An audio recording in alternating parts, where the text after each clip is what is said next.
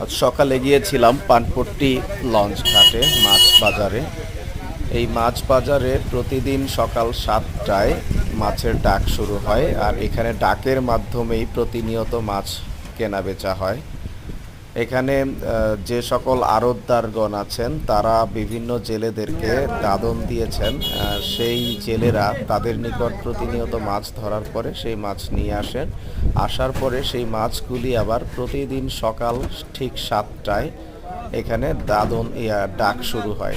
ডাকের মাধ্যমে মাছগুলো বিক্রি হয়। এখানে দেখতে পাচ্ছেন অনেক ইলিশ মাছ, পাঙ্গাস মাছ, নদীর পাঙ্গাস, তারপর পুমা মাছ, হ্যাঁ, এরপরে হচ্ছে আপনার রূপচাঁদা মাছ এখানে খুব কম পাওয়া যায়।